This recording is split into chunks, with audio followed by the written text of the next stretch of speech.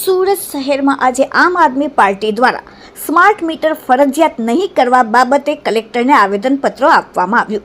ભાજપ છે ચીટર, લાવ્યું છે સ્માર્ટ મીટર, રાકેશ હિરપરાએ કહ્યું.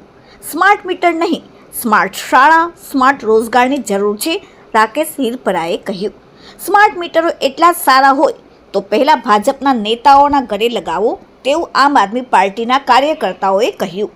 વિપક્ષ નેતા પાયલ સાકરિયાએ આવેદન દેતા કહ્યું કે આજે આમ આદમી પાર્ટી સંગઠન અને તમામ કોર્પોરેટરોની સાથે સુરત કલેક્ટરને આવેદન આપવા આવ્યા છે. મુખ્યમંત્રીને કે આખા ગુજરાતની અંદર ઠેર ઠેર સ્માર્ટ મીટરનો વિરોધ છે. લોકો વિરોધ નોંધાવી રહ્યા છે. જ્યાં મીટરો લાગી ગયા છે તમામ જગ્યા પર બિલ ખૂબ વધારે આવે છે અને સ્માર્ટ મીટર લગાવવાના ફાયદા આ સરકાર ગુજરાતની જનતાને ગણાવી શકી નથી, પરંતુ તેના કેટલાક બધા નુકસાન છે તે ગુજરાતની જનતા જાણે છે. સ્માર્ટ મીટર માત્ર ને માત્ર પોતાની માનીતી કંપનીને કોન્ટ્રાક્ટરોને કામ આપવા માટેનું આયોજન છે. લોકોના ખિસ્સામાંથી કઈ રીતના પૈસાને કાઢવા અને કઈ રીતના લૂંટવા એ માટેનું સ્માર્ટ મીટરનું આયોજન આ ભાજપ દ્વારા કરવામાં આવ્યું છે. જ્યારે ફાયદાઓ ગણાવવાની વાત હતી તો ફાયદાઓ માત્ર એટલું જ ગણાવી શકાય કે જે રીતના વીજ ચોરી થઈ રહી છે તેને અટકાવી શકાશે. તો અત્યારે આખા ગુજરાતની અંદર તમામ લોકો વીજળી બિલ ભરે છે અને જ્યાં વીજળી બિલ નથી ભરાતા ત્યાં કનેક્શનો કાપી નાખવામાં આવે છે. તો શું પ્રોબ્લેમ છે કે હાલમાં જે મીટરો ચાલે છે એમને કાઢી સ્માર્ટ મીટરો લગાડવા? ખરેખર સ્માર્ટ મીટર લગાડવાની જરૂર હોય તો સ્માર્ટ શાળાઓ બનાવવાની જરૂર છે, સ્માર્ટ આરોગ્યની સુવિધાઓ કરવાની જરૂર છે, તમામ જે સરકારી કચેરીઓ છે એને સ્માર્ટ કરવાની જરૂર છે. સ્માર્ટ મીટરનો વિરોધ નોંધાવીએ છીએ અને સાથે કહ્યું આવનારા સમયમાં જો ફરજિયાત લગાડવામાં આવશે તો અમે લોકોની સાથે રાખીને આંદોલન પર કરીશું. Bureau report, daily India TV, Surat.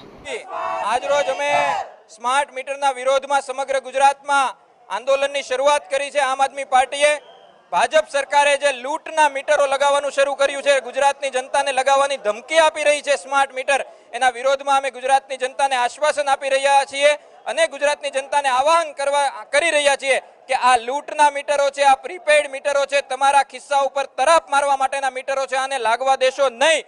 આમ આદમી પાર્ટી સખત શબ્દોમાં આની નિંદા કરે છે અને આજથી સ્માર્ટ મીટરના વિરોધમાં આંદોલનની શરૂઆત કરી છે સમગ્ર ગુજરાતમાં. બીજું, આ ગુજરાતની લૂંટારી ભાજપ સરકારને અમે કહેવા માંગીએ છીએ કે સૌથી પહેલા સ્માર્ટ બનાવવી હોય તો સ્માર્ટ કચેરીઓ બનાવો, સ્માર્ટ શાળાઓ બનાવો, સ્માર્ટ દવાખાનાઓ બનાવો, સ્માર્ટ હોસ્પિટલો બનાવો અને સ્માર્ટ ગામડાઓ બનાવો.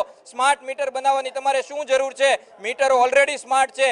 સારું શિક્ષણ આપીને ગુજરાતની જનતાને સ્માર્ટ બનાવો. એના માટે અમે આજરોજ સ્માર્ટ મીટરના વિરોધમાં આંદોલનની શરૂઆત કરી છે અને આવનારા દિવસોમાં આંદોલન ગુજરાતમાં ખૂણે ખૂણે આંદોલનને લઈ જઈશું. સ્માર્ટ મીટર લાગવા નહીં દઈએ. આજે આમ આદમી પાર્ટી દ્વારા સમગ્ર સુરત શહેરની અંદર કલેક્ટરને આવેદન આપી અને શહેરના લોકોને અને ગુજરાતના લોકોને ખાસ કરીને એક અપીલ છે કે કોઈ પણ સંજોગોની અંદર પોતાનું સ્માર્ટ મીટર પોતાને ત્યાં લગાડવા દેશો નહીં. આ સ્માર્ટ મીટર માત્ર ને માત્ર લોકોના ખિસ્સા ખાલી કરવા માટેનું આયોજન છે. હાલની પ્રમાણે તમામ વીજ મીટરો સારી રીતે કામ કરે છે અને તમામ વીજ કંપનીઓ, BGVCL હોય કે PGVCL હોય કે તમામ વીજ કંપનીઓ નફો કરે છે.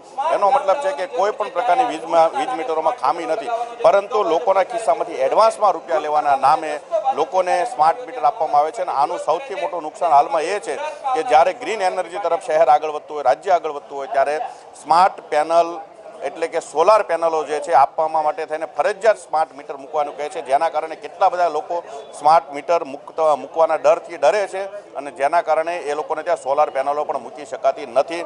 એટલે એન કેન પ્રકારે તાનાશાહી સિસ્ટમથી લોકોને કોઈ પણ હિસાબે સ્માર્ટ મીટર મૂકવા માટેનું જે સરકાર અત્યારે પ્રાવધાન લાવી રહી છે અને એ માટે અલગ અલગ વીજ દરો નક્કી કર્યા છે, એ સદંતર ખોટું છે. અમે તમામ લોકોને વિનંતી કરીએ છીએ કોઈ પણ સંજોગોની અંદર પોતાના વિસ્તારમાં, પોતાના ઘરે સ્માર્ટ મીટર મૂકવા દેશો નહીં. સરકારને એ પણ રજૂઆત છે કે તમારે સારામાં સારી સ્કૂલ કોલેજો બનાવો, સારી કચેરીઓ બનાવો, આ બધું સ્માર્ટ બનાવો, પછી તમે સ્માર્ટ વીજ મીટર તરફ આગળ વધો.